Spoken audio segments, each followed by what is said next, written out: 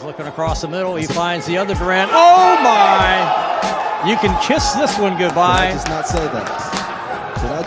Did I just not predict the big play? You predicted the big play. Like one-on-one, you know, they got to put more in the box, you know, defensively. You meet me out there with one of those small little cornerbacks, just throw it up. Oh, okay, what he does, especially NBA, that's that boy. That's that boy. I'm just not sure if it would translate the way he thinks it is, or would mentally. It's a different animal. It's a different animal once you get to that NFL now, especially when you that big. Football is like my favorite sport. With the NBA playoffs underway, I can't help but to think to myself, what if some of these hoopers stepped onto the football field? Anthony Edwards, LeBron James, and Allen Iverson all were dual sport athletes growing up playing football and basketball. But what about the others? Giannis, Joel Embiid, KD, Russell Westbrook? How would these athletes pan out in the NFL? Well, the answer is more complicated than you think. In this video, we take a deeper dive into the actual question, what if NBA players played in the NFL? Now, it's obvious that this argument has been around since the age of time. At every local high school cafeteria sits a group of teenage boys arguing about the impact LeBron James would have had on the NFL. And I get it. Our minds can't help but wonder how a 6'8", 240-pound athlete with a 45+ inch vertical will look in a different arena like football.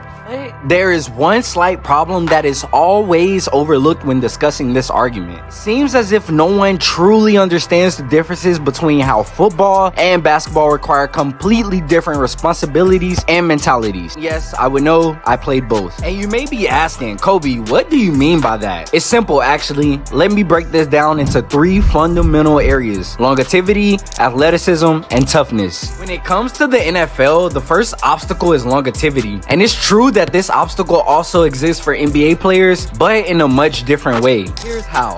Longevity is measured as the length of your career and how long a player can keep up high-level performances. In the NBA, as a player gets older and less athletic, they have the ability to alter their primary game with other skill sets that don't require so much wear and tear. I mean, just think about it. When Kobe first started his career, he dunked on anyone and everyone within 4 feet of the rim. Time progressed and he got older, his game transitioned to post fade and mid-range heavy skill set shot. This required less impact on the knees, which leads to a gradually longer career and less injuries. On the other hand, athletes who were unable to make this adjustment, actually I won't say it anyways, but in the NFL, longevity is a measure of a player's physical resilience to wear and tear. In other words, we can already roll out malnutrition hoopers, and I'm sorry KD and Victor, but seriously, players who do not have enough muscle mass to protect themselves from the wear and tear over the span of multiple football seasons would not translate to the NFL well at all. When it comes to athleticism, there is no argument regarding if NFL and NBA players are even athletic. We have seen the eye-catching posters, mind-blowing jukes, and superhuman type speed. But when we start to talk about how NBA athleticism will transfer over to football athleticism, the difference is much more complex than it is simple. NBA athleticism relies on verticality, like height and jumping. Body control and hand-eye coordination is also important. But the most underrated piece of NBA athleticism is change of pace. Change of pace creates the illusion for shifty, and we can see this in players like Allen Iverson, Rob Dillingham, Jamal Crawford, and the list goes on. The NFL also requires this, along with a lot of the same attributes for athleticism, like body control and hand-eye coordination, but there are differences. Instead of relying purely on verticality, the NFL relies more on body mass, speed, and explosiveness when it comes to athleticism. This includes the ability to run through another human being, as well as outsprint others around you. Thinking back to some of the players we mentioned earlier, only a handful of them have the ability to do either one. So this leads us to the last area, toughness, which goes hand in hand with strength, 2 of the most common weaknesses we see in NBA players. But the mindset to be a football player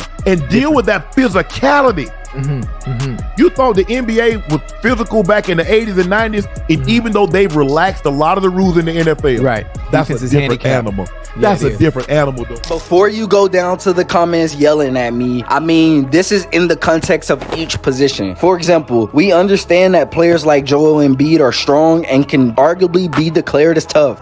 In the NFL, players like Joel would be on the offensive line, meaning they would need to get rid of the flopping, put on a bit more upper body strength, and get his hands dirty every single play. Real question is, how many NBA players are really up for that task? Better yet, how many NBA players have already displayed that strength and toughness through the way they currently play? The popularity of flopping in its prime, I would say not many, at least when it comes to translating toughness to a more physical sport. Now that we have broken down the 3 key areas which differ and compare between the NFL and NBA, let's take a look at which players would thrive versus who stands no chance at all. Okay, so the players who made it on my no chance list: Kevin Durant, Victor Wembanyama, Chet Holmgren, and pretty much every other NBA athlete over 6'9" and under 315 pounds. But why? It really comes down to one simple answer: positions. Ideally, anyone on a football field who is over 6'7" has 2 options: either be a lineman or a tight end. And for tight ends, I can't remember the last time we saw any player over 6'10" other than Morris Stroud. And how many of you remember the Morris Stroud highlights airing on ESPN Throwbacks every night? If anyone is over the height of 6'7", they are most likely playing on the offensive line, and the average NFL offensive lineman weighing around 315 pounds. Sheesh.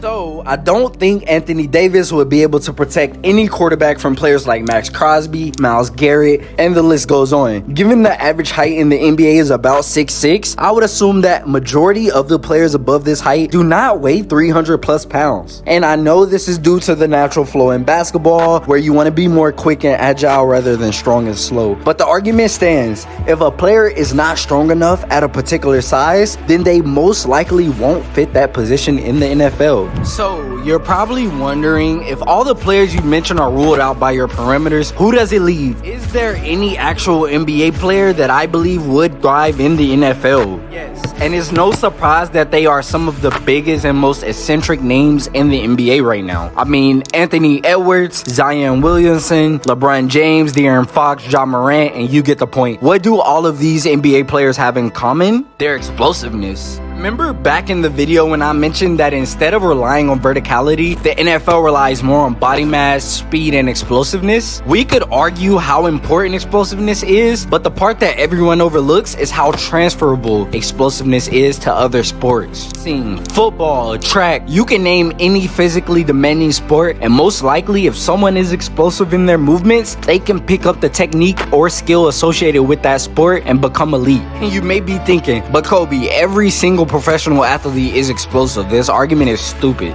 Yeah, I mean, I agree. However, there is levels to this, and when I mention explosiveness, I mean at the very highest level of sports, okay? Those of you who have never trained a day in your life, explosiveness translates to speed, jumping, acceleration, and velocity. It means if Anthony Edwards had to play safety, his explosiveness would give him the ability to cover half the field and also come down full speed with velocity on tackles. Whether he makes the tackle would be up to his toughness and mentality, but he would have the right skill sets to do so, along with every other explosive athlete in the NBA. Zion, we don't even have to mention how his game would translate. I mean, come on, just look at him. And Morant could make great receivers with their speed and quickness, and LeBron, well, I mean, he's just LeBron. But let's not get too excited. The truth is, these arguments are so popular because they will never happen. NBA players are in the NBA for a reason, and NFL players are in the NFL for a reason. Each athlete has a specific set of skills they have developed which are specific to their sport. As humans, can't help but let our minds wonder, what if NBA players were really in the NFL? 85% of them would become injured. The other 15% would compete with the best at superior professional athletes. Let me know what you think in the comments. If you enjoyed this video, then maybe you will want to see how good Caleb Downs is, or wonder how the Indiana Fever are genius.